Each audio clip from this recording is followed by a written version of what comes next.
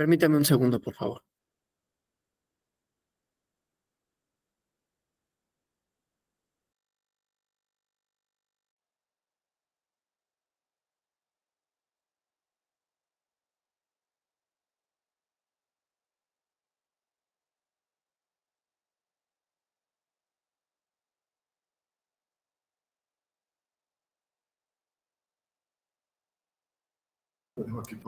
Sí, gracias. Buenos días a todas, a todos. Muchas gracias por su asistencia en este segundo día del módulo relativo a en este caso, hermenéutica y su relación con el derecho, ¿no? Vamos a hablar un poco de algunos asuntos que me parece deben ser o deben de estar cuando hablamos de hermenéutica, ¿no? Entonces vamos a eso. Déjenme compartirles aquí la presentación. Y bueno, el día de ayer habíamos hablado de el positivismo, ¿no? Como corriente. Entonces, el día de hoy les voy a contar sobre la tradición hermenéutica, sobre todo en el siglo XX, ¿no? ¿Qué significa la hermenéutica como tradición filosófica y la interpretación de textos, ¿no? Entonces, bueno, déjenme, les decía, compartir la presentación. Primero,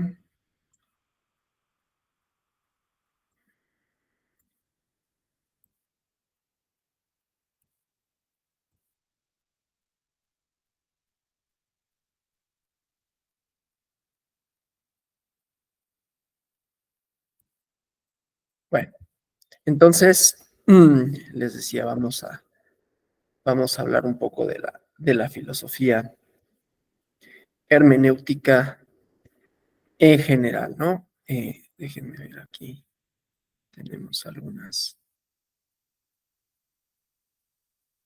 permítanme, porque hay una presentación que prefiero compartir a esta, entonces déjenme nada más.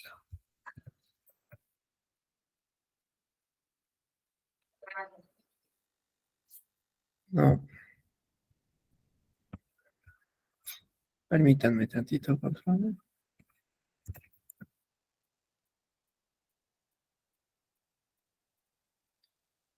Mm, a ver si aquí,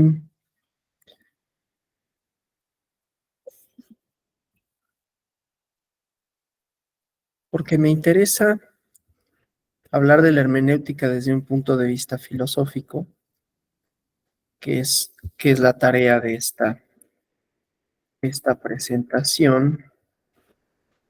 Entonces, déjenme. mm, a ver, aquí.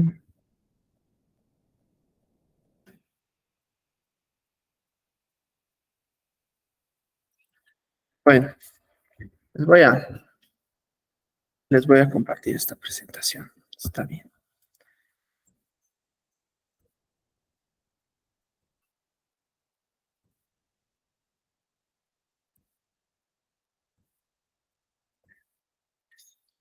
No es en realidad lo que estaba buscando, pero está bien. Bueno, entonces les decía, ¿no? La hermenéutica es una tradición filosófica, ¿no? Y déjenme más hacer grande la presentación.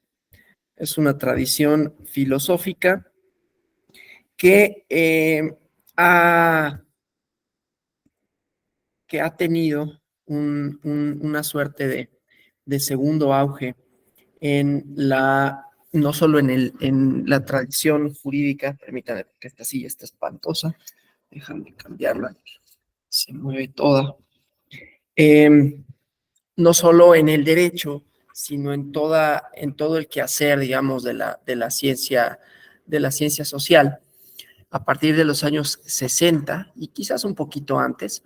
Luego de lo que habíamos dicho de la crisis, yo lo diría así, no necesariamente tocó de manera completa al derecho, pero la crisis del positivismo, porque como corriente de pensamiento, como corriente metodológica, como epistemología,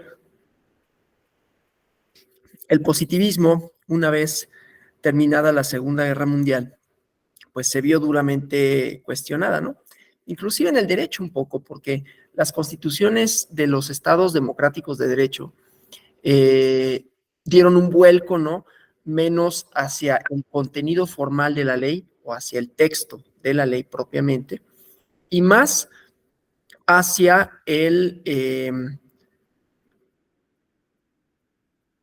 más hacia es que me están escribiendo un tema, más, les decía, menos hacia el contenido formal, digamos, literal, material de la ley, y más hacia los principios, ¿no? Hacia otros elementos, me refiero al derecho y a las constituciones, hacia otros elementos que no necesariamente estaban vinculados con el texto de la ley y esta idea estructurada de que se podía llegar a resultados absolutos, formales, en todo momento, ¿no? Entonces, ahí vamos a insertar en el siglo XX, consta en el siglo XX, a la hermenéutica, ¿no? Pero decía, es una tradición filosófica que ha estado ligada al tema de la interpretación de textos, y en el siglo XX, a partir de Schleiermacher, así se denomina, un autor alemán, ha significado la comprensión de cualquier texto que no es evidente inmediatamente debido a algún tipo de distancia, ¿no? Hay una entre los textos, y ahorita vamos a ver que el concepto de textos es en realidad bastante más amplio que solo algo escrito, pero hay una distancia, ¿no? Hay una distancia entre lo escrito o lo significado y la persona. Esta relación que ya habíamos dicho ayer, sujeto-objeto, eh, la, eh, el positivismo la da por descontada, es decir, no supone que exista las mediaciones entre no solo los textos, sino entre los objetos observables y observados de la realidad y el observador, son menores, digamos, ¿no? Es decir, las que pudiera haber no tendrían por qué afectar al objeto observado, de manera tal, ya les decía ayer, ¿no? Que como corriente epistemológica, pues considera que no importa quién observe, el objeto se mantiene inalterado, ¿no? En cambio, aquí la perspectiva hermenéutica supone que hay una mediación, que esa mediación no nada más es subjetiva, es una mediación que puede ser histórica, es una mediación que puede ser de significado, ¿no? Este, y entonces existe una distancia entre el observado y el observador. Esa distancia es justamente lo que nos ofrece la posibilidad de interpretar, llegar a comprender un texto, dice, inclusive mejor de cómo lo comprendió el propio autor. Sí, es el mismo Schleiermacher quien considera entonces que la hermenéutica es una reconstrucción histórica de los discursos dados. Me interesa subrayar la palabra discurso porque lo vamos a entender en un sentido amplio, ¿no? No en el sentido estricto de la política, en donde un discurso pues es una alocución que llegan a dar algunos políticos en un templete para ciertos efectos persuasivos, sino que discurso va a ser una serie de significados compartidos, reproducidos, y que no nada más son lengua hablada, ¿no? Que tiene que ver con símbolos, que tiene que ver, ya decía, pues, significados que se van construyendo históricamente, ¿no? Voy a contestar aquí un mensaje porque es un compañero de la escuela que me está pidiendo justamente que dé esta clase el día viernes. Entonces,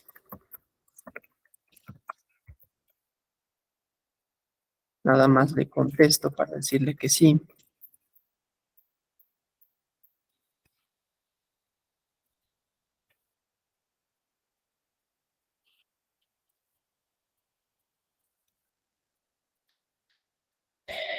Bueno, Entonces decía, ¿no? Los discursos en sentido amplio, significados que circulan en las esferas públicas, han escuchado probablemente la idea de discurso público, ¿no? O sea, ideas que, les decía, circulan entre las personas que construyen algo así como un sentido común, una explicación de las cosas y que colocan ciertos significados, ciertas ideas como importantes en un momento dado, ¿no? De manera tal que, por ejemplo, vamos a encontrar discursos sobre, por ejemplo, sobre la democracia, ¿no? La democracia es inclusive por sí misma un discurso, ¿no? El discurso democrático, que no es el mismo discurso democrático de hace, no sé, 40 años, pero que tiene de suyo una serie de significados, ¿no? El discurso democrático contemporáneo incluye, por ejemplo, a la representación, incluye no solo a la democracia procedimental, ¿no? Entonces hay toda una serie de ideas ligadas a eso que van construyendo un significado compartido que se reproduce en distintos medios, ¿no? Se puede reproducir dependiendo del discurso de que se trata, ¿no? Pero se puede reproducir en el cine, se puede reproducir en la televisión, se puede reproducir en el habla cotidiana, ¿no? Entonces, eso va configurando significados compartidos y entonces la tarea hermenéutica, según Schleicher-Marker, es justamente determinar, intuir un poco, pero sobre todo entender cuál es el discurso, cuáles son sus componentes y poder así reconstruir el significado. Porque cada una, y ahorita voy al derecho, ¿no? Cada una de las disciplinas, de las obras artísticas o no, pues portan una serie de significados históricamente situados, ¿no? Ahorita voy a poner algunos ejemplos que me interesan, ¿no? Para ver estas cosas. Pero bueno, el chiste es que, por ejemplo, en el derecho hay discursos, ¿no? Las normas, la norma jurídica no es algo que aparezca así nada más de manera evidente, digamos, ¿no? Es decir, un enunciado jurídico no nada más es el contenido del texto, conste, de acuerdo con la hermenéutica, a diferencia de lo que diría el positivismo, sino que es portador de otros significados, es la cristalización de otro tipo de significados. Les voy a poner un ejemplo muy concreto. Vamos a ver, vamos a imaginar más bien, y ahorita me voy a otros ejemplos que no sean jurídicos para tratar de ver esta parte de las distancias y su reconstrucción como la tarea fundamental de la hermenéutica, ¿no? Entonces, bueno, decía, el contenido de una norma. Entonces, imaginemos, porque esto sucedió hace muchos años, ¿no? Imaginemos el siguiente texto, ¿no? Desde luego, esto nos va a dar cuenta de un momento, por eso digo que los enunciados jurídicos son la cristalización de momentos y que inclusive nos dicen qué momento vivimos, ¿no? Entonces, les voy a leer una definición, ¿sí? Una definición de un bien, de un delito, ¿no? En un artículo de un código penal que da cuenta de un México distinto a ¿no? Cometen el delito de disolución social el extranjero o el mexicano que en cualquier forma realice actos de cualquiera naturaleza que preparen material o moralmente la invasión del territorio nacional o el sometimiento del país a cualquier potencia extranjera, ¿sí? Entonces, ahí damos cuenta, ¿no? Un delito que ya no existe, el delito de disolución social, ¿sí? Que sobre todo se hacía presente en un México autoritario, en donde había una intención, ¿sí? De especificar una serie de delitos políticos que iban de la mano con una forma de pensar el Estado, con una forma de pensar la política y con una forma de pensar específica del orden social. Ayer decíamos, al positivismo jurídico no le interesa lo que el derecho debe de ser, sino que lo que el derecho es, de manera tal que, por ejemplo, ese enunciado solo sería una posibilidad de aplicación para quienes se colocaran en esa hipótesis normativa. En cambio, la hermenéutica tendría que buscar La hermenéutica, ahorita estoy hablando en general, ¿no? Ya veremos la parte de la hermenéutica jurídica y de manera muy puntual mañana y pasado mañana como herramientas metodológicas para la interpretación del derecho, ¿no? Ahorita la hermenéutica como disciplina, y entonces en la hermenéutica como disciplina, pues, decía Schleiermacher, que es uno de los muchos autores, pero uno de los más importantes en el siglo XX, que va a dar pauta para otros autores, sostiene pues que hay discursos y que estos se pueden ver en los significados que se construyen, sea en los textos, o sea en las obras, o sea en los actos de habla, o sea en los significados. Y entonces hay que descubrirla, esa es la tarea de la hermenéutica. Y entonces, en el caso del derecho, un enunciado jurídico determinado nos puede dar cuenta de un discurso jurídico-político, que es el Estado, para qué sirve, quiénes son los miembros del Estado y cómo se debe de conseguir el orden ideal del Estado, por ejemplo, ¿no? Y también dar cuenta, por ejemplo, de qué tan o no democrático puede ser de conformidad con lo que pensamos que es una democracia. Desde luego, este delito de disolución social, que se incorporó en el Código Penal en 1941 bajo la presidencia de Manuel Ávila Camacho, daba cuenta de una forma específica del quehacer del poder del Estado, de su aplicación, ¿sí? Eso es lo que me interesa para decir, hay distancia entre los textos y la persona que los lee. Para poder entenderlos de manera cabal, según la propuesta hermenéutica, hay que situarlos históricamente en el contexto de enunciación en el que se da, ¿sí? Bueno, entonces ese ejemplo nada más para dar cuenta de esa parte, ¿no? Entonces, bueno, tiene, por lo tanto, los discursos tienen una cierta individualidad, surgen de un fondo histórico, de una lengua determinada y de un mundo determinado. Hay que tener en cuenta que el texto no nada más es un resultado de ese mundo, sino un punto de partida para el desarrollo futuro de las posibilidades contenidas en el texto, de manera tal que es un proceso continuo, ¿no? Entonces, la intención del texto abre a infinito de sentido hacia el pasado, como hacerlo, que te tiene que escuchar, llegando por la vida del texto. Voy a poner un ejemplo, tiene que ver, pero sí, cómo de ocurrir la idea de la infinitud de las interpretaciones, ¿no? Hay un texto muy interesante, bueno, en realidad son dos y me voy a referir a tres, de literatura. Uno es el traductor, así se llama, la labor del traductor de Walter Benjamin, que habla de la tarea de la traducción, ¿no? Como una forma literaria específica.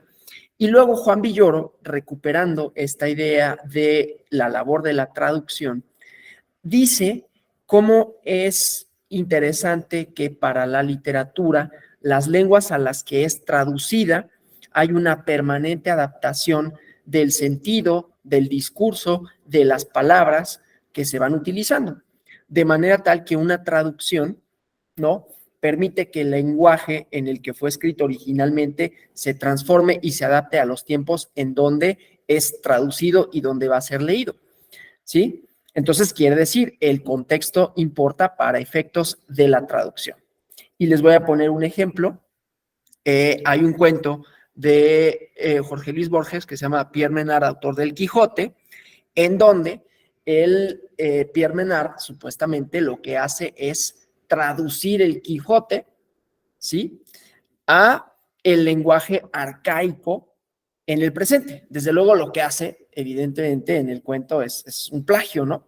Lo que hace es que reproduce literalmente las mismas palabras que utilizó Cervantes para escribir el cuento, pero traídas al siglo XX, bueno, llevadas, porque ya no estamos en el siglo XX, ¿no?, pero llevadas al siglo XX, resultaba, y entonces es un crítico que dice, miren, Pierre, resultaba innovador, ¿no? Entonces dice, miren, Pierre Menard es un genio, porque a diferencia de lo que escribió Cervantes, que lo escribió en un lenguaje pues arcaico, de su tiempo, y cita un pasaje, ¿no? En cambio, Pierre Menard hace una genialidad, porque trae al siglo XX el lenguaje del siglo XVI, en que fue escrito la segunda parte de Quijote, y miren qué bien lo hace, ¿no? Y en realidad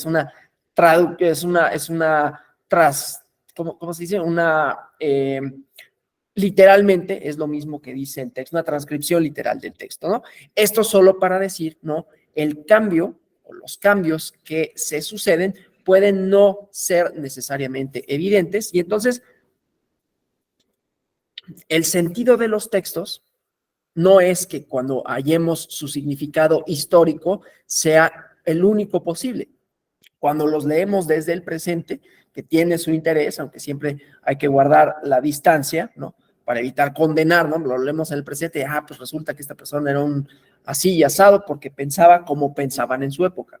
Entonces, no es tanto como atribuirle ese sentido al texto, sino más bien que cuando se lee, situarlo, ¿no? Situarlo en el momento en el que fue escrito, pero cómo ese momento en el que fue escrito es leído distinto dependiendo del momento justamente en el que es leído, ¿no? O sea, el sentido estricto del texto, el sentido histórico, está dado en un momento. Y no obstante, la forma en que se lee, la forma en que se interpreta ese sentido histórico también va cambiando de conformidad con la historia de aquel sujeto o aquellas personas que lo leen porque le van a dar un sentido distinto en función a el sentido histórico que tengan en ese momento y cómo interpreten ese sentido histórico de antes. No sé si me explique con esto, ¿no? Pero por si no, pongo otro ejemplo, ¿no? En el libro 2 de la política de Aristóteles, hay una justificación ahí más o menos racional de la existencia de la esclavitud y lo dice casi textualmente, hay hombres que por su propia naturaleza son libres y otros, al contrario, que igualmente por su propia naturaleza son esclavos, ¿no? Esto, leído en el momento en que fue escrito, pues no hubiera significado mayor problema, ¿no? Habría nada más que aclarar qué se entiende por esclavitud, quiénes son esclavos y por diferencia quiénes son ciudadanos. Leído unos años después, unos siglos después, habría suscitado bastante resistencia para los abolicionistas, pero subsistían algunas sociedades esclavistas como los Estados Unidos en el siglo XIX, ¿no? Leído ahora, pues resulta una atrocidad, no que haya sido atroz Aristóteles, ¿no? Sino que resulta atroz, leído actualmente, la reivindicación de una institución que ahorita ni siquiera puede ser dimensionada, pensada, ¿no? Sin entender todo lo que significó para las personas que vivieron esa esclavitud esas condiciones, ¿no? Entonces, bueno, solo para decir, es el punto de partida, ¿no? Ese enunciado en un momento histórico determinado para otras interpretaciones que siempre, cuando se hagan, van a tener un trasfondo histórico igualmente, ¿no? Yo no puedo dejar de, a la hora de interpretar, o todos nosotros, dejar de interpretar, ponerle una carga significativa de conformidad con cómo nos relacionamos en un momento determinado con el mundo y que eso sea de alguna manera un condicionante para cómo entendemos ese texto, ¿no? El tiempo, como decía en el cuento de Borges, pues es un determinante para entender un lenguaje arcaico y un lenguaje novedoso en términos de lo contemporáneo, ¿no? Entonces, oye, trajo para acá el lenguaje del siglo XVI, qué genial. En cambio, el otro, pues se queda en el siglo XVI, ¿no? Pues bueno, pues escribía como escriben allá, pero este está escribiendo como escribían antes y entonces eso lo hace genial, ¿no? Desde luego, insisto, el truco del cuento está que pues, se trata de una transcripción literal del contenido. Pero bueno, entonces el chiste pues es que la interpretación es un proceso circular que va de la totalidad del pasado de la que surge el texto a la individualidad del propio texto, ¿no? O sea, los textos tienen muchas posibilidades de ser leídos, no solo en el momento en el que se escriben, sino sobre todo en momentos históricos distintos, ¿sí?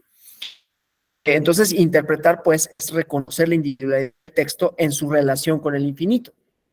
Y no porque, esto quiero sí aclararlo, no porque un mismo texto pueda tener, aunque puede suceder, ¿no? Pueda tener varios significados, sino y sobre todo porque, insisto, los momentos históricos van a en buena medida determinar el contenido de la interpretación, ¿no? No es lo mismo que interprete yo ahorita en el siglo XXI, en la Ciudad de México, a que interprete una persona que nació en otro lugar o a que interpretara yo mismo hace 15, 20 años, un mismo contenido normativo, ¿no?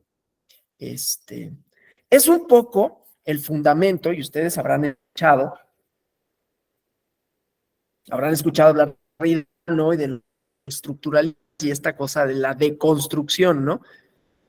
Nuestros esquemas mentales, nuestras formas de interpretar y de entender la vida cotidiana van cambiando de conformidad como cambian los momentos políticos y de conformidad como se transforman las sociedades, de manera tal que nuestros pensamientos, nuestras ideas, nuestras intenciones se modifican, ¿sí? Y las modifican nuestros actos, ya la modifican nuestro discurso. Pongo otro, nada más que estas ideas un poquito volando.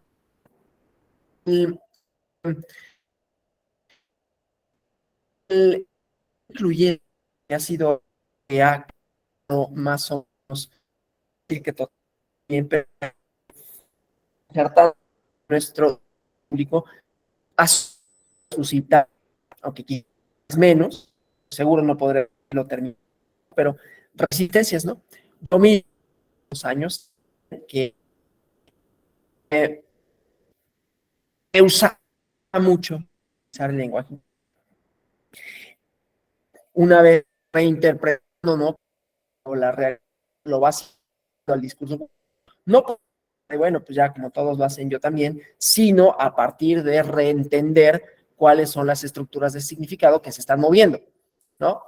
Entender o reentender cuál es el sentido de lo lingüístico, ¿no? Entonces, esto para decir, pues, que hay una posibilidad infinita de reescribir, de reentender los textos, ¿no? Desde luego, hasta luego puede resultar polémico. Hace poquito, hablando todavía de la cuestión literaria de los textos, pues había una polémica, y sigue habiéndola, porque esto es reciente, de hace unas semanas, sobre los textos de esta escritora J.K. Rowling, ¿no?, que entre otras cosas escribió el libro de la selva, y entonces si tendría que adaptarse al lenguaje contemporáneo porque podría resultar ofensivo, ¿no?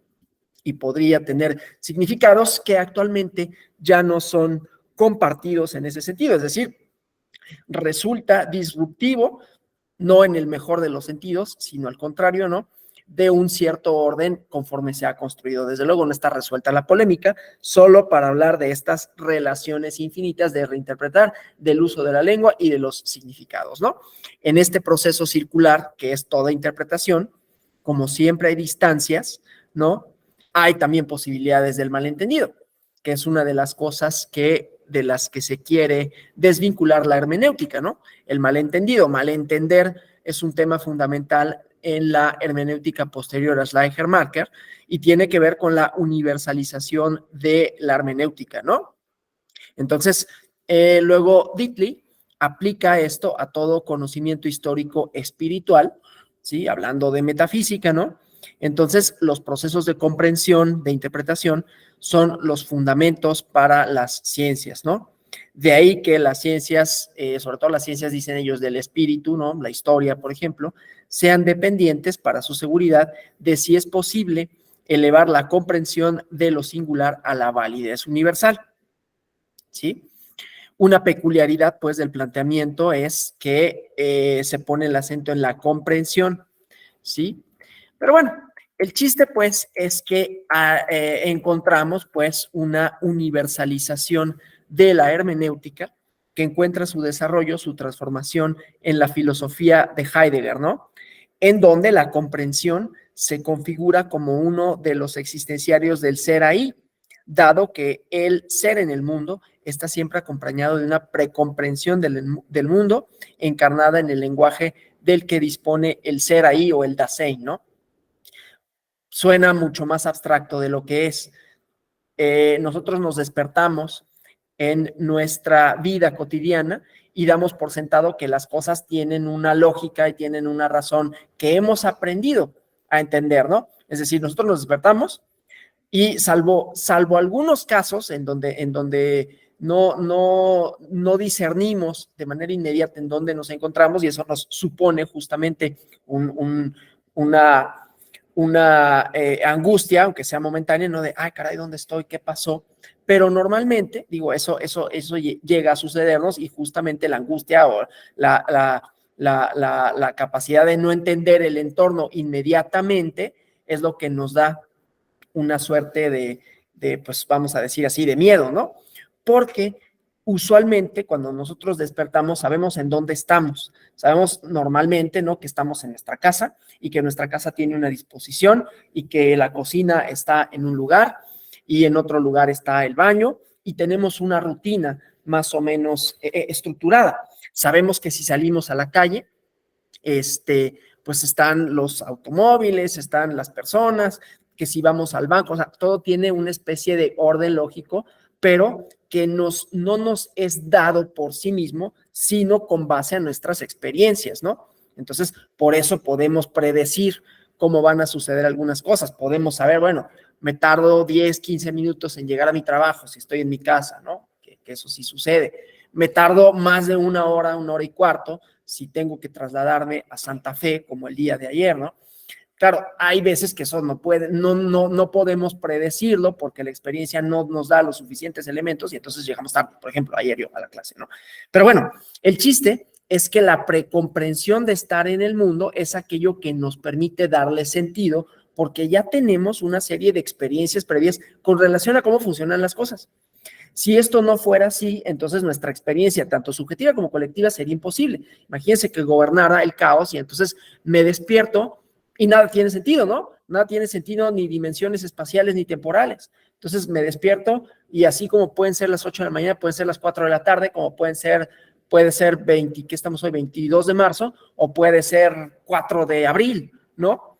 Y sin ninguna lógica. Es lo que trabaja Alicia en el País de las Maravillas, ¿no? Cuando se rompen todos estos planos lógicos, el mundo resulta incomprensible, y entonces en esa incomprensión, ¿no?, en donde el tiempo no tiene sentido, en donde por alguna razón te haces más pequeño, más chiquito o más chiquita, ¿no? Pero sin que gobierne ninguna lógica, ¿no? Y entonces se rompe, como decía, ese plano, y entonces el ser estar en el mundo no tiene ningún sentido, porque no podemos relacionarlo con nuestras experiencias previas, ¿no?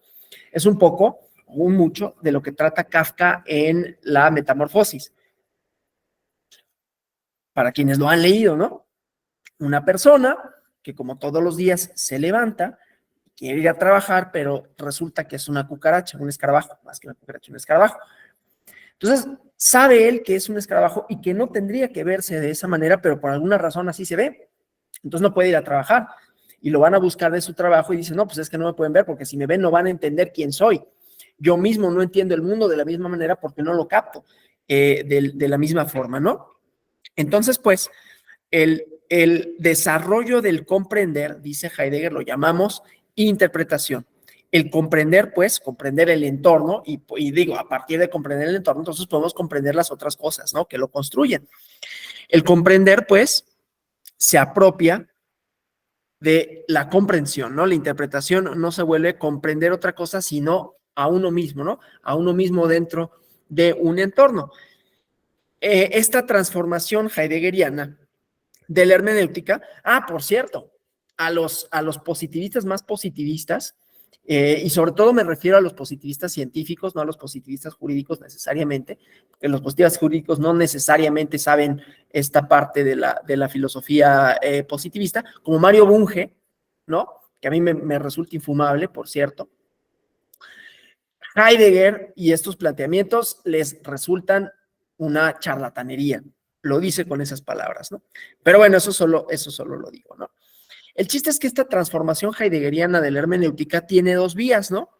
Una, en donde encontramos a Gadamer, ¿no?, con quien la hermenéutica contemporánea alcanza una de sus cumbres, ¿no? Una hermenéutica que pasa de ser metodológica a ontológica, como la había planteado el propio Heidegger, ¿no? Heidegger y Gadamer, ¿no?, nos presentan dos de los aspectos fundamentales de la hermenéutica, ¿no? Lo lingüístico y lo ontológico, ¿no? esto que decíamos ayer, un poco de la esencia del ser y la comprensión del ser a la que me había referido con relación al entorno y las posibilidades de entenderlo a partir de las experiencias previas, ¿no?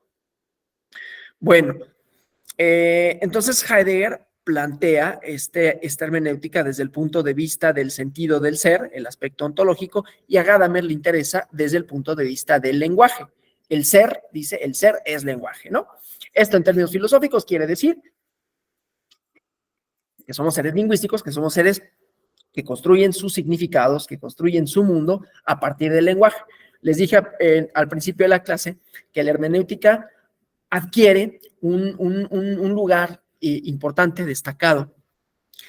Las disciplinas a partir de los años 60, quizás antes, denominado lingüístico, en donde se retoma la importancia que tiene el curso, la importancia que tiene la lengua como creadora de los significados y como tanto a la cual es posible el conocimiento y la comunicación. Decíamos ayer, ¿no? Poder definir una cosa implica poder no solo establecer un significado compartido, sino que a partir de ese significado podamos establecer relaciones de comprensión, tanto no problema de dónde provienen las y una de determinada manera. Pero bueno, el chiste pues es que el punto de vista del giro hermenéutico y de la lingüisticidad o de lo lingüístico en el ser quiere decir que nos identificamos a partir de aquello que podemos nombrar y de cómo somos nombrados y creamos significados.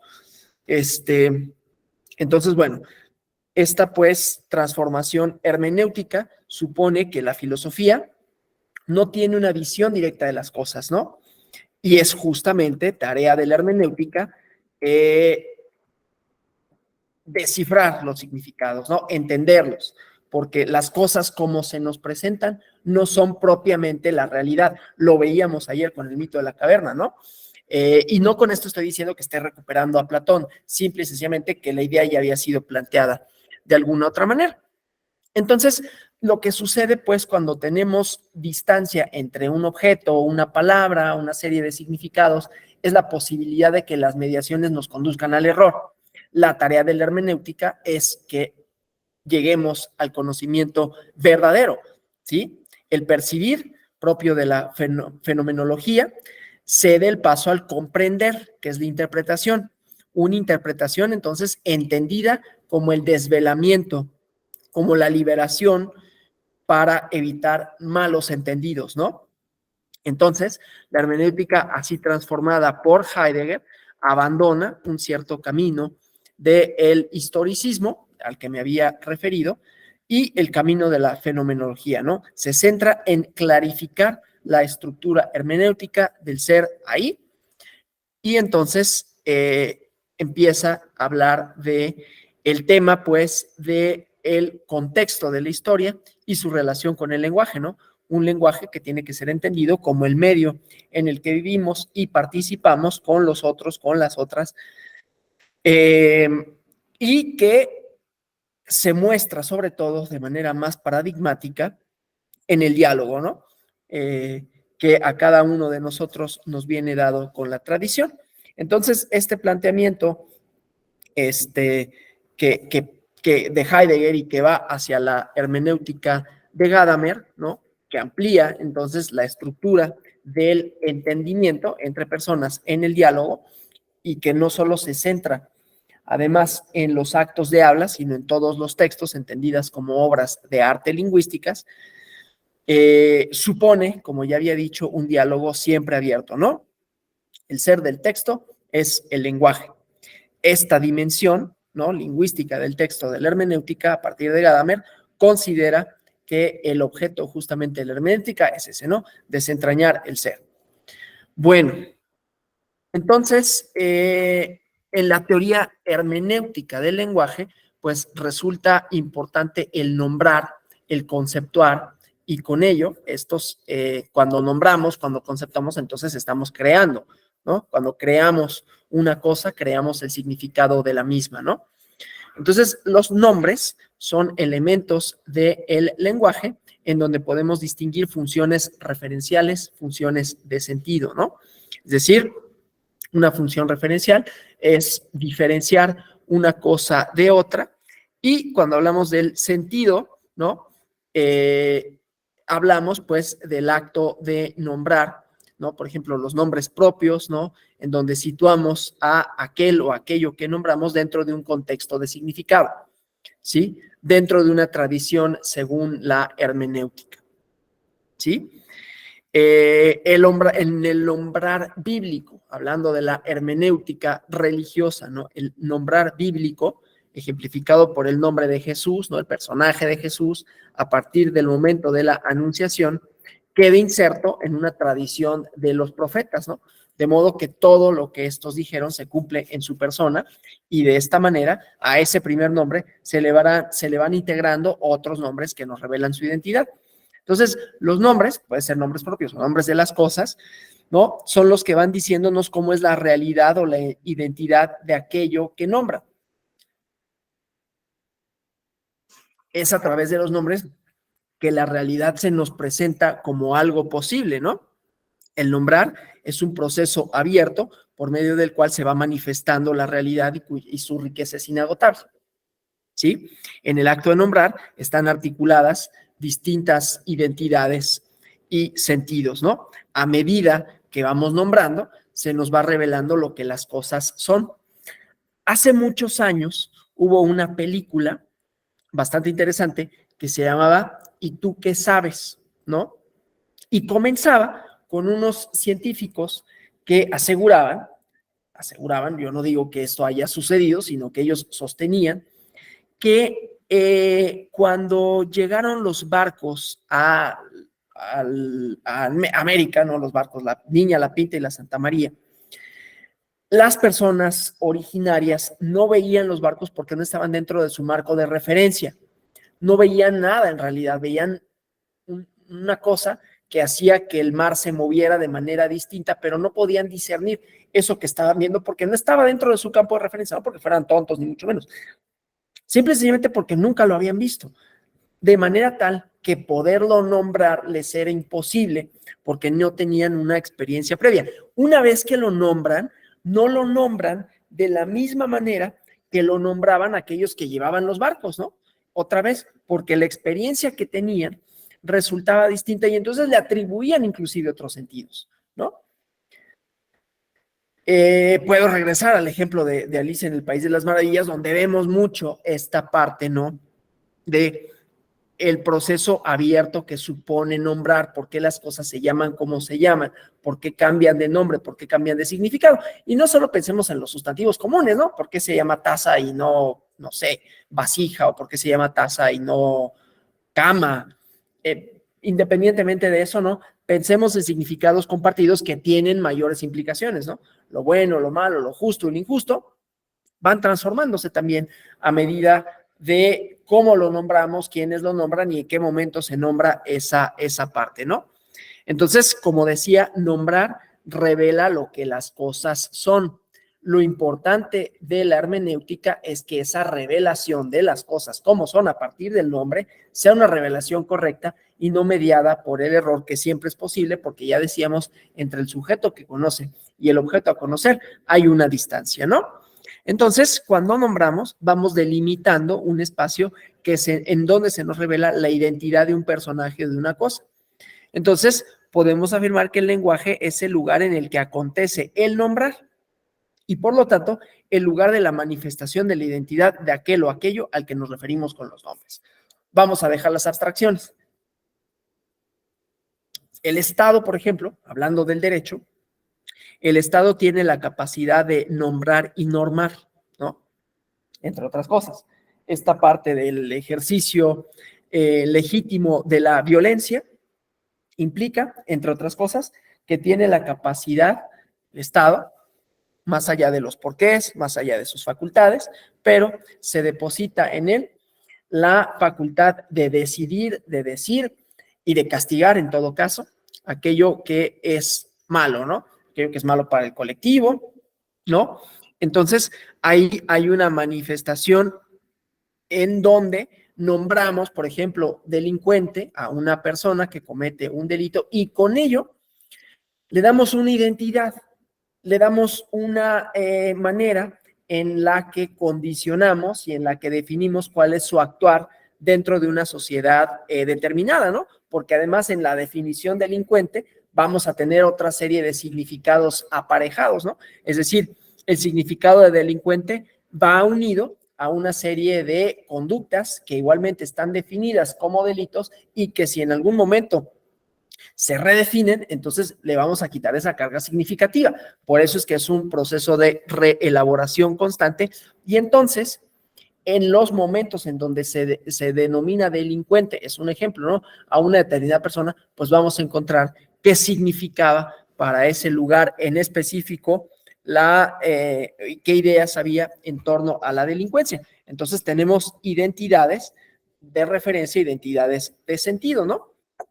Entonces, detrás de cada nombre hay supuestos que dan profundidad a ese nombre, ¿no? No solo nombres propios, digo, puse el ejemplo bíblico porque tiene una serie de referencias simbólicas para quienes son religiosos, ¿no? Religiosos católicos o cristianos, ¿no?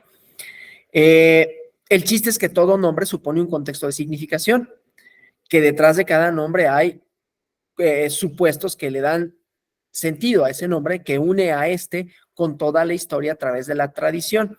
Entonces, nombrar resulta también un acto de intertextualizar, es decir, de hacer relaciones entre textos, entre significados, inclusive más allá de lo histórico, ¿no? O sea, más allá, superando algunas barreras históricas, ¿no? Es decir, encajar lo nombrado en un espacio de significación. Los nombres tienen sentido únicamente en un espacio de significación. Pongo otro ejemplo ahora del cine, ¿no? Hay una película que les recomiendo que vean que se llama Los dioses deben estar locos. Seguramente ya la conocen, pero si no, el argumento va de que en una tribu africana, en Sudáfrica, que tuvo existencia real, están en la tribu y entonces hay unas personas que ya citadinas, ¿no?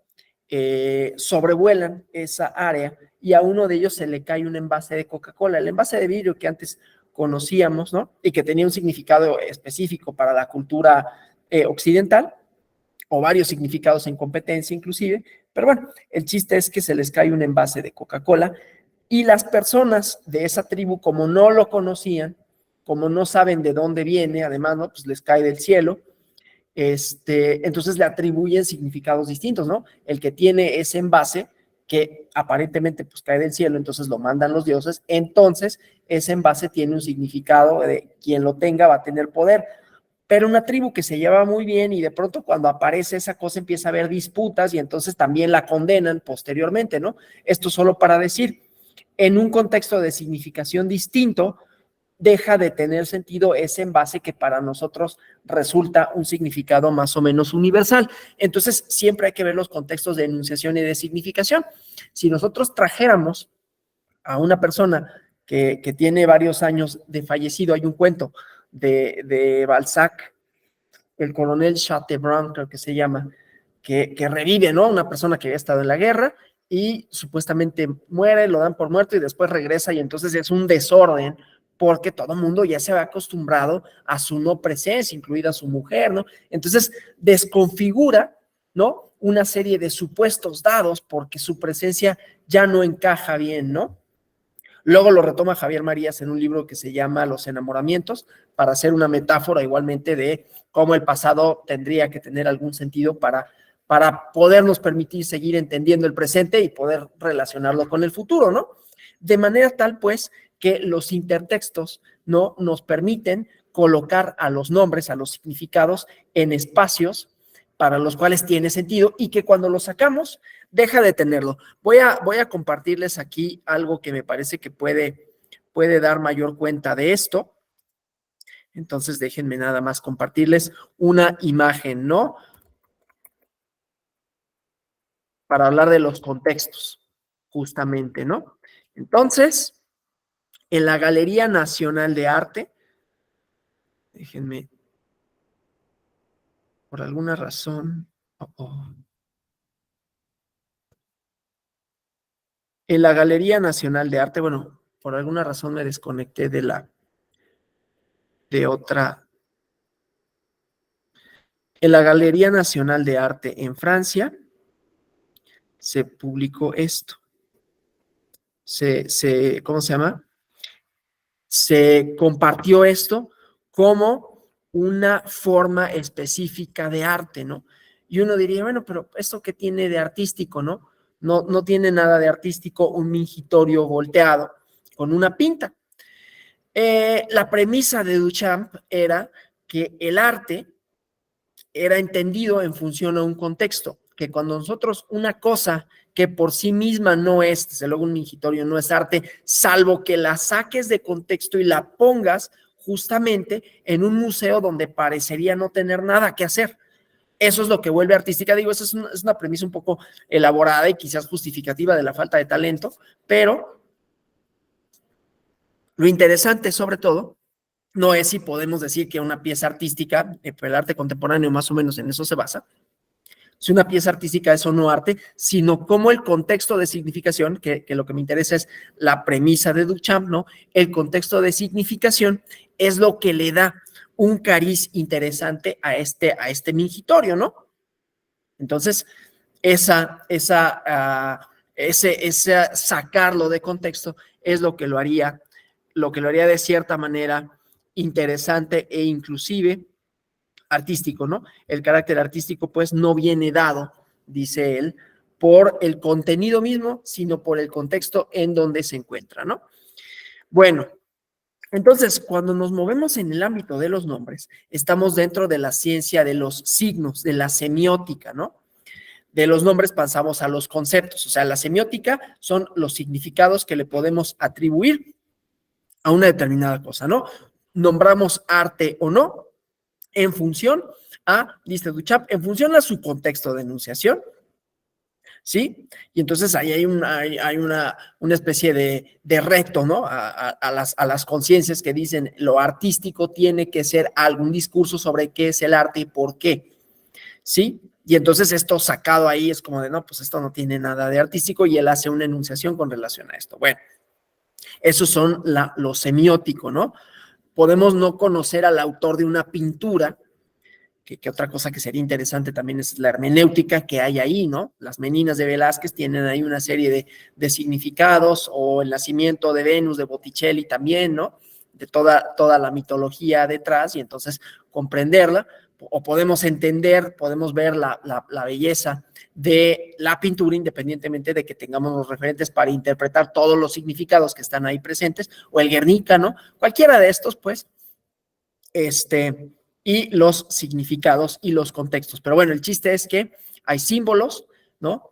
Y que estos símbolos tienen significados y que esos significados nos pueden permitir nombrar de una determinada manera, ¿no? Esa es la semiótica. Pero luego, si de los nombres vamos a los conceptos, estamos en la frase, ¿sí? La semántica, con su correspondiente teoría lógica, ¿no?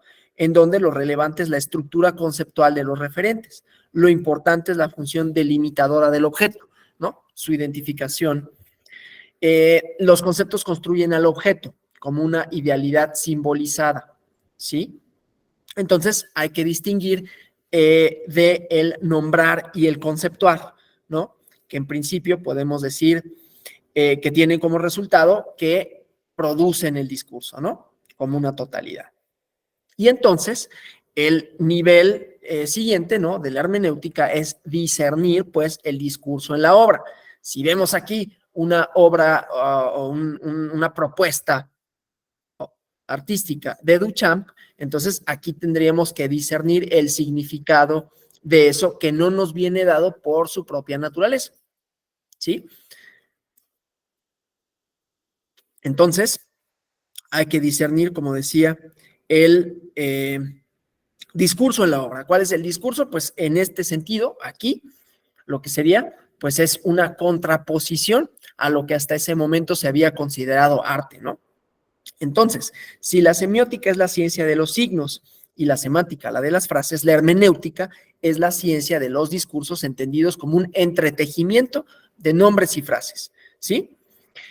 En este caso, la consideración del lenguaje no se hace desde el punto de vista de la referencia, del signo, ni desde el punto de vista del significado, sino desde el punto de vista del discurso como esa totalidad donde la referencia y el sentido se articulan. Y esta articulación es, dicen, el nudo del problema hermenéutico. ¿Cómo vamos? Porque yo sé que esto es bastante abstracto. ¿Cómo vamos? Sí, Luis Octavio Aguirre.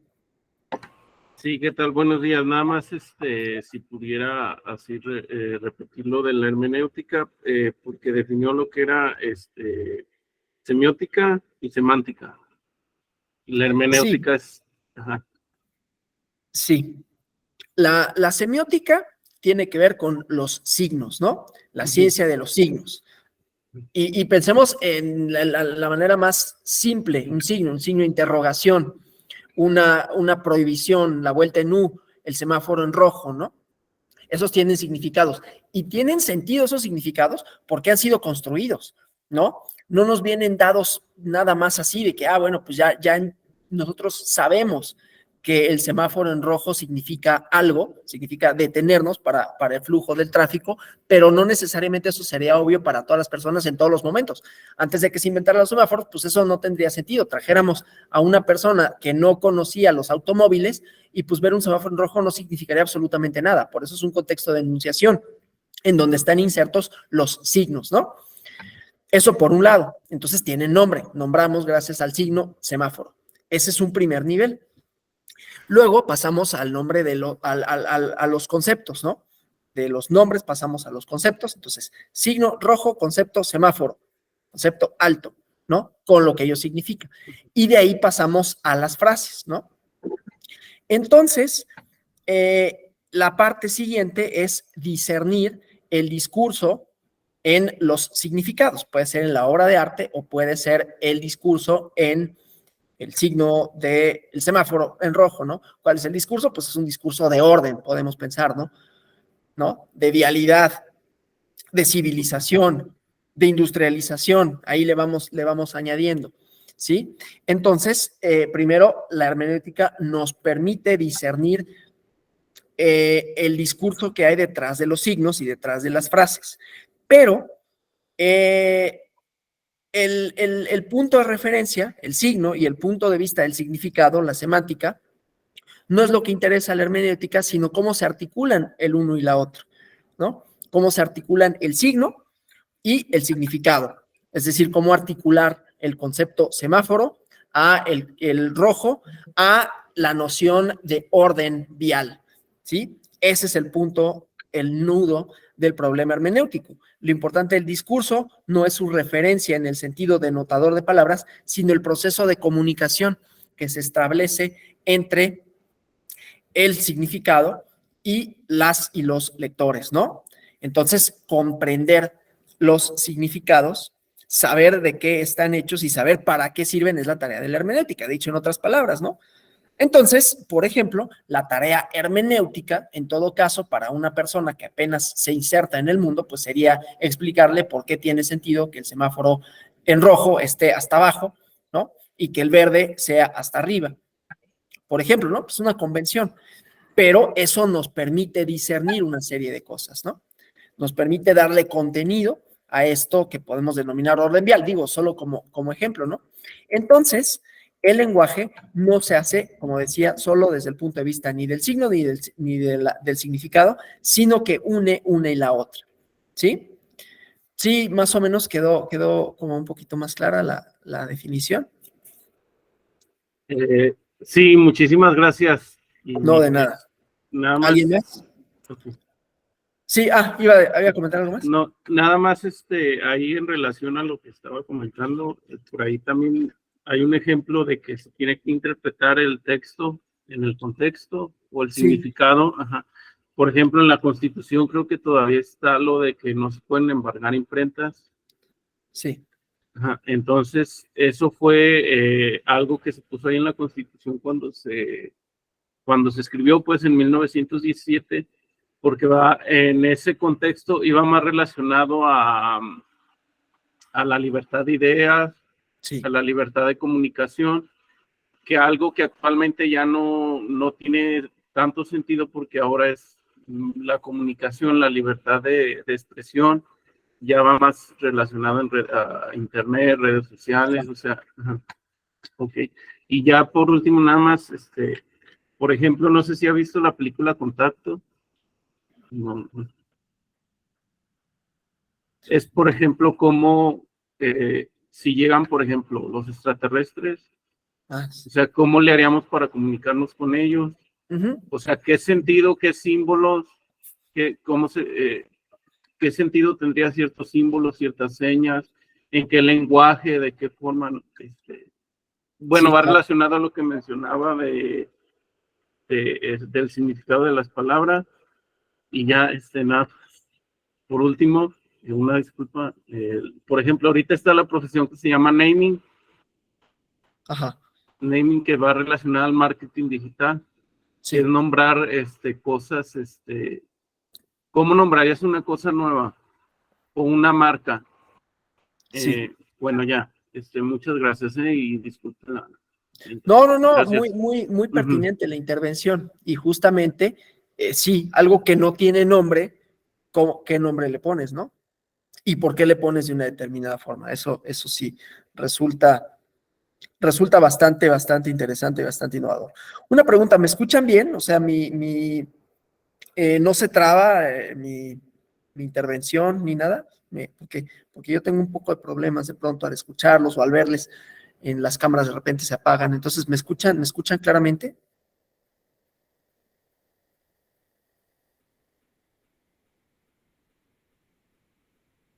¿Sí? ¿Sí o no? Porque no. Sí, sí, ¿Sí? sí. Ok. Bueno, entonces, continuamos, ¿no? Entonces, la hermenéutica, desde el punto de vista ahora de Gadamer, ¿no? Aquí lo habíamos visto desde un punto de vista ontológico, el lenguaje como creador de la realidad. Ahora, la hermenéutica como la ciencia del discurso, como obra.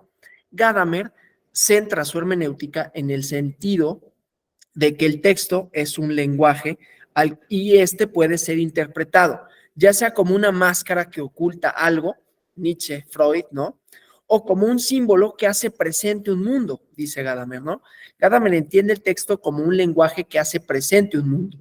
Y de esta manera rompe con las filosofías modernas de la conciencia y sigue en realidad una senda ontológica, abierta por Heidegger.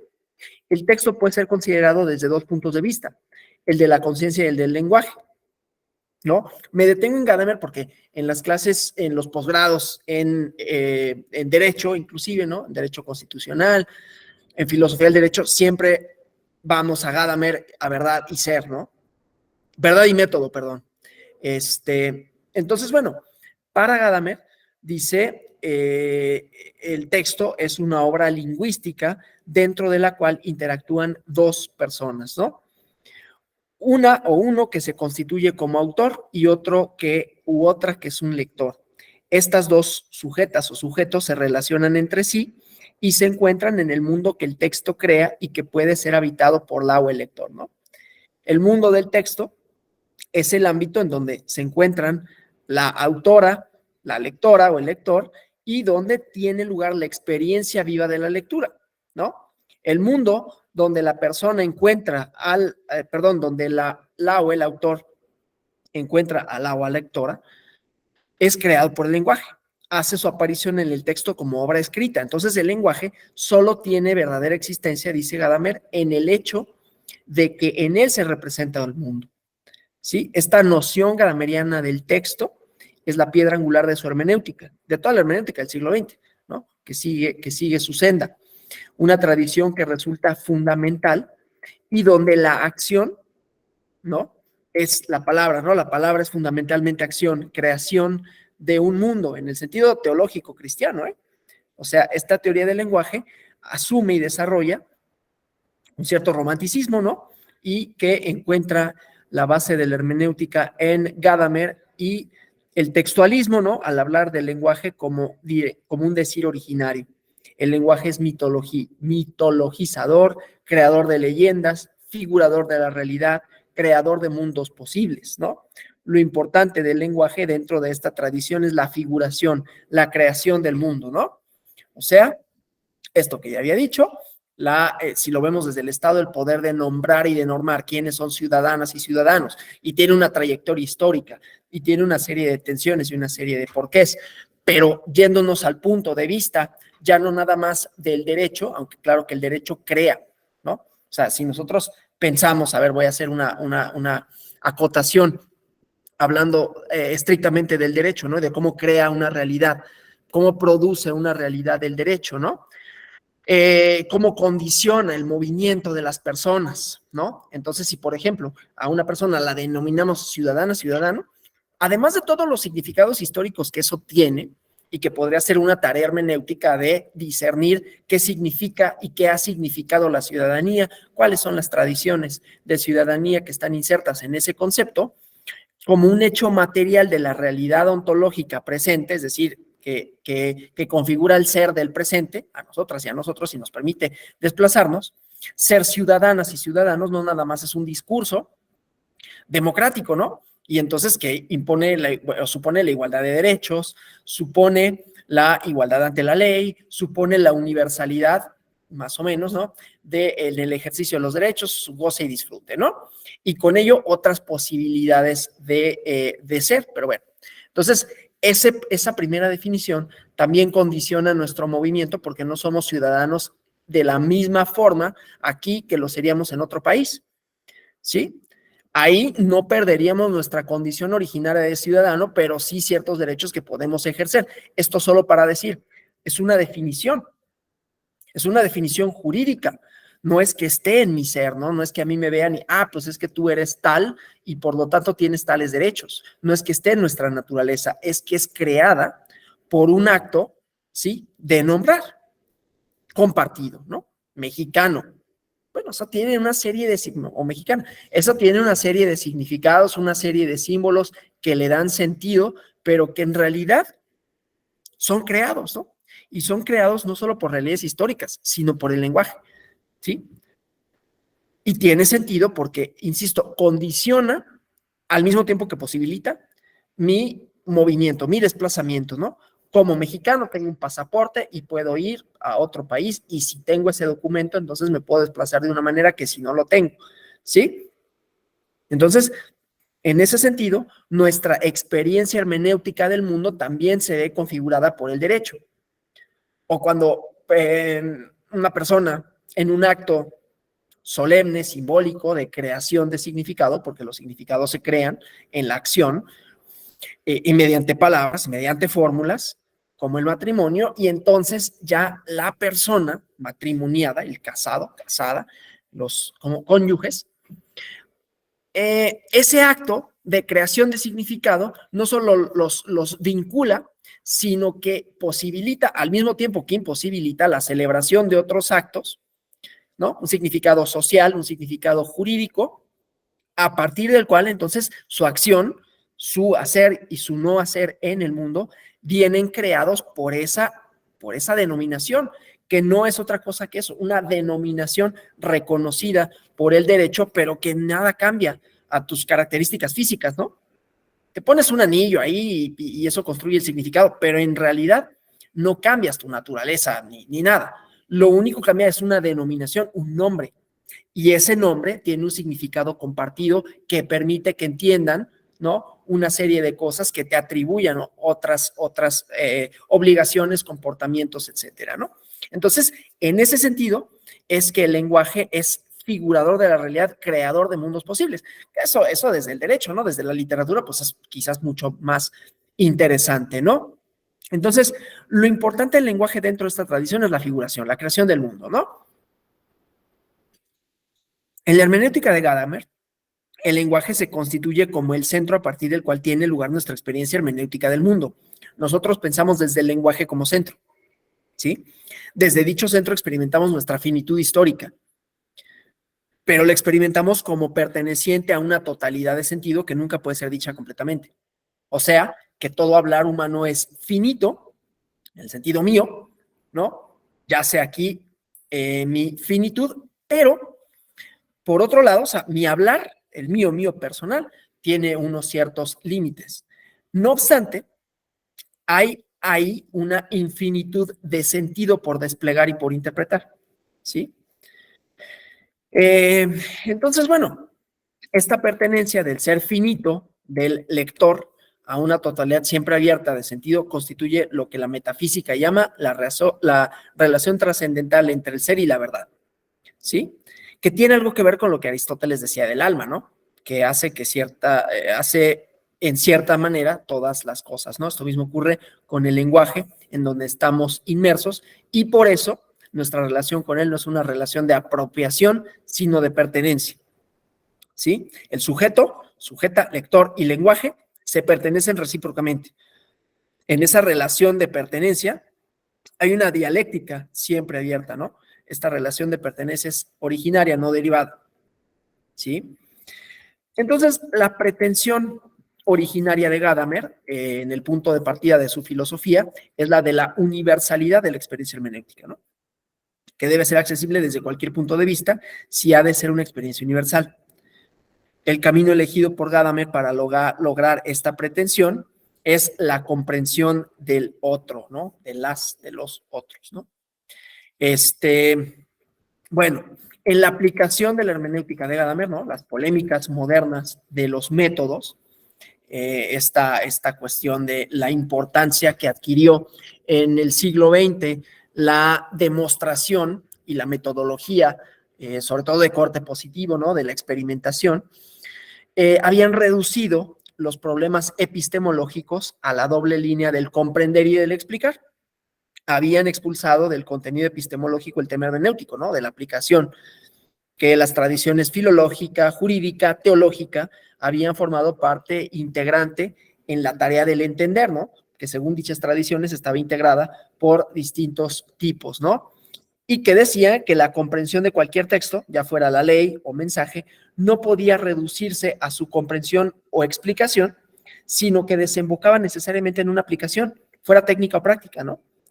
Entonces, en el proceso lingüístico de la comunicación, la categoría de la aplicación pasa a ser una de las figuras fundamentales de la hermenéutica junto a las de la explicación y comprensión, ¿no?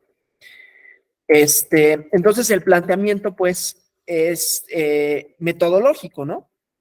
Las lectoras del texto aplican el mundo del texto en el presente de su lectura y ello resulta una experiencia viva que transforma al lector, ¿no? No es lo mismo leer otra vez a Balzac hoy que haberlo leído cuando escribió, ¿no? En el siglo XIX, ¿sí? No es lo mismo leer el Quijote hoy que leerlo hace 400, 500 años, ¿no? Entonces, el planteamiento de la comprensión es trasladado por Gadamer a la comprensión de los textos, ¿sí? El lenguaje lleva consigo, ya lo dije, una concepción del mundo. Entonces, esta concepción del mundo, formas, estructuras, adquieren consistencia más allá de nuestra existencia efímera, ¿no?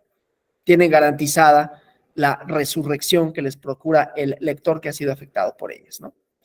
Dicen poéticamente, ¿no? La efímera rosa vive en su nombre, ¿no? O sea, hay una rosa específica, pero el concepto sobrevive a la existencia de esa rosa, ¿no? Así como nosotros, ¿no? Nuestra existencia finita es independiente de la existencia prácticamente infinita de lo humano, prácticamente, porque desde luego no es infinita en términos de que no se vaya a acabar la humanidad, se acaba, pero quizás vayan a subsistir interpretación desde lo que fue, como pasa con los dinosaurios, ¿no? Ya no existen, ¿no? En principio, lo que conocemos, ¿no? En los periodos geológicos, ya no existen, pero siguen existiendo las historias, siguen existiendo los hallazgos arqueológicos que nos permiten reconstruir cómo era el mundo, tener un mundo mediado por lo lingüístico en el sentido humano, pero que tenía su orden, digamos, ¿no? Entonces, se conserva esos nombres que resultan infinitos a pesar de que ya no existe ese fenómeno, ¿sí?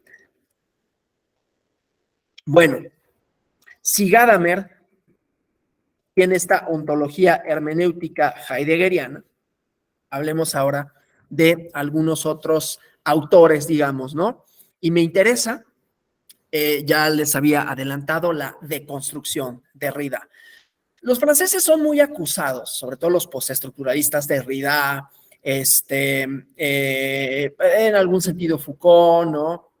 Bueno, ahorita se me olvidó algún otro nombre de algún postestructuralista, pero ahorita me acuerdo, Deleuze, ¿no?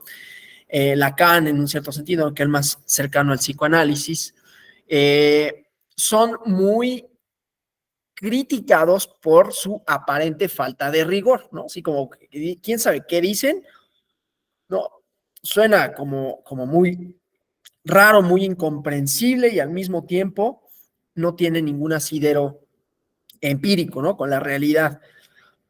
Pero vamos a las ideas de la deconstrucción, que es un concepto que está muy en boga, ¿no? No quiero decir de moda, porque la moda es pasajera, es efímera, y me parece que la deconstrucción en la propuesta de Derrida, ¿no? En este sentido de darle un significado distinto a los discursos en función a mi presencia en el mundo y a los contenidos históricos, entonces creo que resulta interesante, porque Derrida radicaliza esta ontología de la que hablamos de Gadamer, porque introduce cuestiones epistemológicas ausentes en los planteamientos inclusive de Heidegger, ¿no? Porque se pregunta por las condiciones de posibilidad de la comprensión, ¿sí? La pregunta por las condiciones de posibilidad de la comprensión, entonces, hace que Derrida abandone la centralidad que tenía este ser, estar en el mundo, y propone, ¿no? La escritura como el lugar de la comprensión, ¿no? Que llega a una objetividad absoluta, se libera de cualquier tipo de intencionalidad de la subjetividad, ¿no? Entonces, pues, lo que él hace es que emancipa, de alguna manera, o trata de el sentido respecto de su evidencia actual para un sujeto, ¿no? Dentro de una comunidad determinada. Entonces, la espaciotemporalidad, ¿no? El lugar y el momento en donde se escriben, consuma una existencia de pura historicidad trascendental. Suena muy abstracto, pero lo que quiere decir es que los discursos son escritos, los discursos son pronunciados, los significados son dados en momentos, en lugares específicos, y es ahí donde se contiene el contexto de significación. Por lo tanto, no tiene una universalidad como lo hubiera planteado en ese sentido Heidegger, ¿no? Entonces, todo lenguaje es un prisionero, digamos, ¿no? De una intencionalidad fáctica, ¿no? Y actual, de quienes hablan y una comunidad de sujetas y sujetos hablantes, ¿sí? Entonces, esta propuesta, ¿no? Va acompañada con críticas de los conceptos gadamerianos de tradición, ¿no? Porque Gadamer supone que comprender implica fusionar horizontes, ¿no? Esto que decíamos, significado, pragmática, frase. En cambio, en Derrida aparece la diferencia, que es la que tiene que ver con el modo de comprensión. Puesto que la lengua no ha caído del cielo, dice, las diferencias se han producido, son efectos producidos, pero efectos que no tienen como causa un sujeto o una sustancia, una cosa en general, un ente, ¿no? Comprender entonces no es el resultado de una actitud que tiene como base la buena voluntad de entenderse de sujetos que están más allá de un sistema lingüístico, sino que comprender es el resultado de una serie de efectos que resultan del sistema de signos que es la lengua y donde siempre hay peligro de malinterpretar. Entonces, Derrida se pregunta si la esencia del comprender puede estar no está en la interrupción de la relación, ¿no? En la suspensión de toda mediación, ¿sí? Entonces, la hermenéutica de Derrida rompe con la filosofía de la historia de la tradición, que garantiza la continuidad del sentido del texto, esto que decíamos, ¿no? Las posibilidades infinitas de una lectura, ¿sí? Y entonces dice, al sentido individual del texto se accede a través de la deconstrucción. Entonces no podemos hablar de un sentido propio del texto, sino que el sentido del texto tiene que ver con la historia de los efectos, pero la historia de los efectos tiene un sentido muy distinto en Gadamer y en Derrida, ¿sí? Gadamer explica la historia de los efectos del discurso, gracias a la mediación entre historia y verdad. Eso ya lo habíamos dejado claro, ¿no? A través del objeto que conozco y el sujeto o la sujeta que conoce, hay una distancia que puede ser histórica, que puede ser lingüística, es decir, hay una mediación. Derrida carga el acento en la diferencia entre el texto y el intérprete. Esto que les había comentado, por ejemplo, del sentido que le puede dar una tradición, una cultura distinta a un significado que parecería universal, sin serlo, ¿sí? El semáforo en rojo tiene un contexto de significación. Entonces, esta diferencia del texto, ¿sí? Que Derrida entiende como una especie de sometimiento, ¿no? Comprender es subsumir al otro dentro de un sistema en cuyo contexto pierde su alteridad. Voy a poner un ejemplo, para que esto no quede como de, ay Dios, ¿no? Con razón a Derrida lo acusan de lo que lo acusan. En realidad tiene sentido hablar de la deconstrucción, sobre todo, y ya lo vemos en estas partes de reinterpretar los textos, porque, a ver, voy a poner 2 ejemplos. Decía que el Estado tiene el poder de nombrar y de normar. Para Derrida, ese poder de nombrar y de normar tiene un efecto de poder, ¿no? Es evidente que el Estado tiene poder, pero en la subsunción que él dice de los contextos de significación quiere decir hay otras alternativas, hay otros discursos, hay otras realidades. Cuando llegue el Estado mexicano, o el Estado que sea, ¿no? Pero vamos a poner el Estado mexicano y de repente le dice a todas las personas que están, no fue tan así, ¿no? Pero lo estoy metaforizando, a todas las personas que están contenidas dentro de ese territorio les denominaremos mexicanas y mexicanos, ¿no? Y entonces ahí ya pudo haber pueblos originarios que no se identificaban ni siquiera con esos símbolos, con esa tradición, con ese lenguaje, y de pronto aparecen como, bueno, pues ya dijeron que yo soy mexicano, yo era otra cosa, ¿no? Yo era, no sé, náhuatl, purépecha, ¿no? Y maya, y de pronto, y además con otras fronteras, en todo caso, ¿no? Y con otras creencias, y de pronto pues ya me dijeron que era esto. O en el lenguaje supuestamente neutro, ¿no?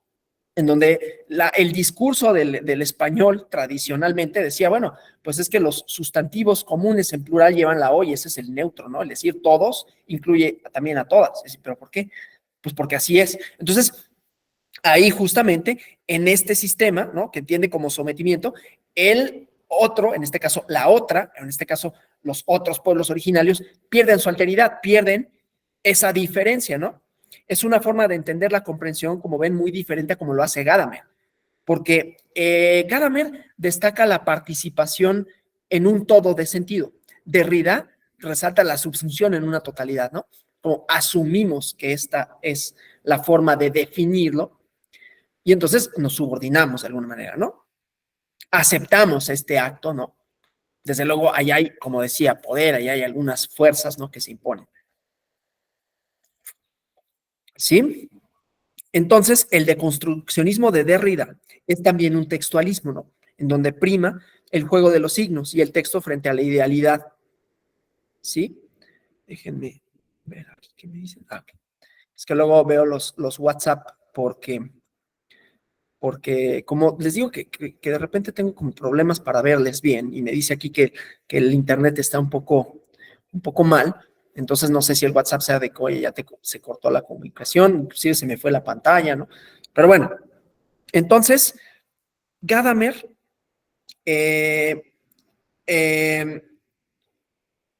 precisa una hermenéutica de la confianza, ¿no? Derrida es una hermenéutica de la sospecha, ¿sí? Entonces, son digamos, como que tienen efectos distintos, ¿sí? En los dos tipos de hermenéutica podemos hablar de una historia de los efectos, entendiendo la efectividad, ¿no? Pero con diferencias. Gadamer, en su trabajo, desemboca en una presencia del ser gracias a la fusión de horizontes, ¿no? La tradición que nos interpela y el presente, ¿sí? De manera que se sitúa en la escucha de la tradición. Derrida llama marca, que es lo que nos pone en relación con el pasado y encarna el universo de ausencia, ¿no? Entonces, afuera no hay un texto, ¿no? En cerrado sobre sí mismo, en el que la más pura tradición estructuralista se constituye en el referente de la interpretación, el deconstruccionismo de Derrida se aleja tanto de Gadamer, ¿no?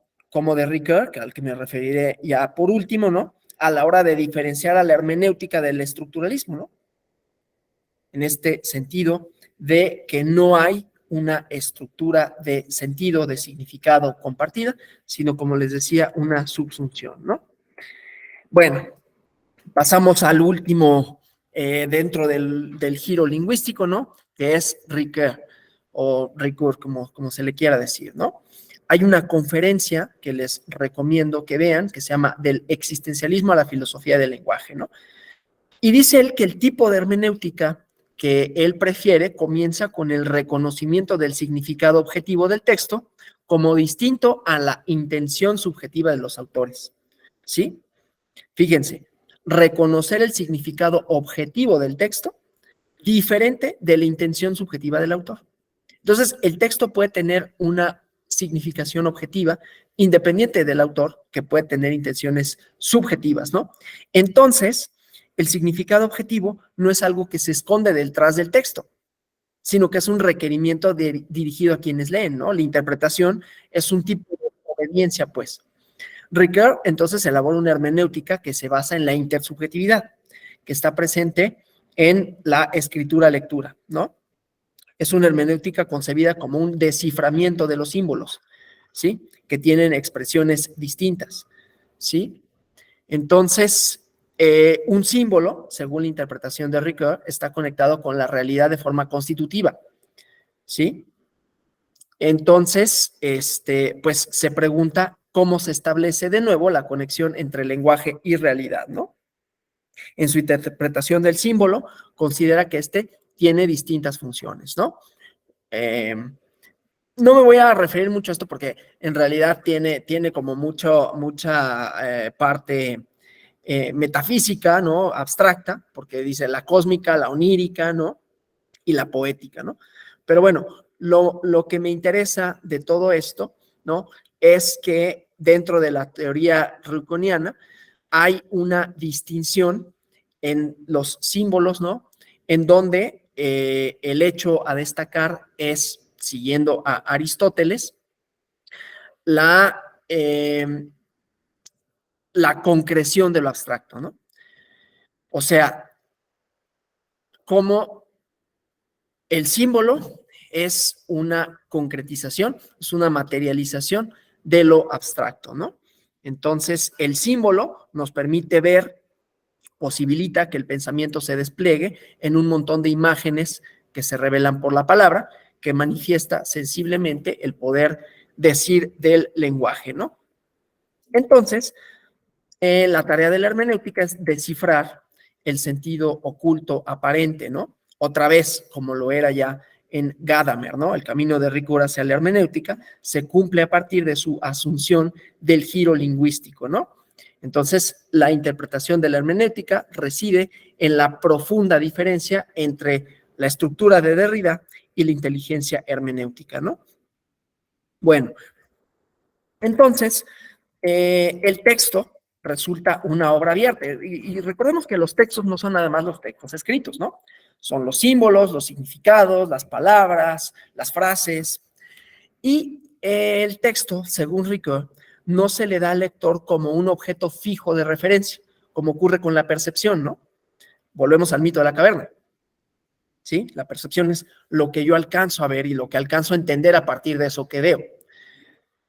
Sí, sino que es un territorio a través de cuyo espacio, como dice el exploradora o aventurero, puede ejecutar diversos viajes que van enriqueciendo su experiencia, ¿no? Que le van dando concreción al horizonte de expectativas que el texto presenta al lector en el mundo que despliega con frases y palabras. El trabajo de la lectura en la tradición hermenéutica es más o menos similar a lo que pasa con el psicoanálisis, ¿no? En donde el sujeto no se mantiene como un pasivo receptor, sino que adopta una actitud activa en un proceso sintético, ¿no? En donde hay juegos distintos de significados. El poder decir de todo texto tiene que ver con el mundo presente en el texto, ¿no? Que es el que posibilita el texto más allá de sus referencias, ¿sí? Además, el texto siempre mantiene una cierta desfamiliarización con respecto al lector, ¿sí? Entonces hay una experiencia viva, ¿no? Además, el planteamiento que caracteriza la teoría ruckoniana del lenguaje considera no solo desde la retórica de la persuasión, ni desde el punto de vista del autor, autora digno de confianza, sino de una teoría estética, ¿no? Que juega un papel fundamental la persona que lee, ¿no? Entonces el texto es una obra abierta, que tiene un poder creador que se va manifestando en este proceso de interacción entre texto y lectora, lo cual supone una crítica, pues, de la primacía de la teoría platónica que vimos de la representación y el paso al primer plano de la mímesis, ¿no? Entonces, en lugar de esta correspondencia platónica, que concibe la obra como manifestación de un significado representativo, la interacción del texto configura un campo privilegiado de observación, tanto con las normas sociales e históricas de su entorno, como con aquellas de sus lectores potenciales. Entonces, en la teoría ruckoniana, se rompe con el paradigma de la representación y pasa a primer plano el paradigma de la creación. Ya habíamos dicho de la creación lingüística, ¿no? Resaltando los efectos que toda obra suscita en este proceso de comunicación en contextos diferentes a aquel en donde surgió, ¿sí? Surge en un momento y en un lugar determinados, pero los significados van cambiando de conformidad con las lecturas que se hacen de este, ¿sí? Lo clásico de una obra, por lo tanto, no está en elementos intemporales, ¿no? Que a través del diálogo con distintos sujetos se van ejecutando las totalizaciones. En cambio, lo clásico, pensemos en el Quijote si quieren, o en la Ilíada o la Odisea, reside en el poder de estos textos de prefigurar experiencias futuras, ¿no? Que es lo que explica que un texto puede ser concretado y aplicado de formas diferentes, ¿no? De aquella en donde fue generado. Entonces, tiene sentido hablar de la Odisea y de la Ilíada, por ejemplo, ¿no? No tanto por la mitología, aunque eso pueda ser de interés cultural y lo que sea, sino por las representaciones que hay del bien, del mal, de lo justo, de lo injusto, de la guerra, de la venganza, ¿no? Dice un crítico literario, Harold Bloom, que Shakespeare inventó lo humano, ¿no? Creó lo humano, una creación lingüística de lo humano, no es que lo haya inventado, pero en sus obras está representado todo lo que podríamos pensar de la naturaleza humana, desde lo bueno hasta lo malo, ¿no? La venganza, la traición, los celos, el amor, están ahí, ¿sí? Entonces, una cosa es el escrito de Shakespeare, el lenguaje shakespeariano, las intenciones de la obra shakespeariana y el proceso de comunicación que implica esa obra, ¿no? Entonces, porque lo podemos, no es que, Romeo y Julieta, ¿no? Y entonces la guerra de los Capuletos y los Montescos y Mercucio, ¿no? Y su asesinato, o Hamlet y la idea de la venganza del padre, sino cómo eso metaforiza cosas que tienen sentido actual, ¿no? Entonces, en eso radica lo clásico, ¿no? De que los significados, de que las intenciones, de que las ideas pueden ser traspoladas, independientemente de la intención de quien lo haya escrito en su momento, ¿no? Entonces, hay una configuración narrativa de la realidad. La realidad la narramos, ¿no? En la política, en el derecho, en los textos, la vamos configurando, vamos contando las historias, ¿no? Vamos contando las épicas nacionales, vamos contando nuestra propia biografía, ¿no? Cuando nosotros hablamos de nosotros, de nosotras, de nuestra experiencia, lo que estamos haciendo es una narración de hechos que no necesariamente hayan ocurrido así, ¿sí? Pero es lo que produce la experiencia vivida, y así las naciones, ¿no? Y así las tradiciones inventadas, como diría Eric Hobsbawm, ¿no? Entonces, esta idea, pues, es que el análisis hermenéutico tiene que ser el análisis de las narraciones, de la narración como una herramienta hermenéutica para discernir qué es aquello que se cuenta y cómo se cuenta, ¿sí? Bueno, hasta aquí, ¿cómo vamos?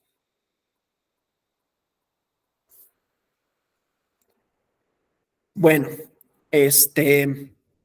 pues yo hasta aquí llega la presentación del día de hoy.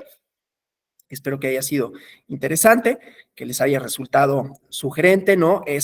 Como ven, tiene muchos otros planteamientos que el positivismo, ¿no? Que la lógica positivista, que la metodología positivista. Hay varias tradiciones ahí, pero que tiene herramientas tanto teóricas como metodológicas interesantes. Entonces, ya mañana van a ir viendo, ¿no?, su concreción en los estudios jurídicos, y pasado mañana retomamos algunas cosas de las distintas escuelas de la tradición hermenéutica jurídica, ¿no? Entonces, si no hubiera preguntas o comentarios, yo les agradezco por su asistencia, por su presencia, vemos el día viernes. Muchas gracias.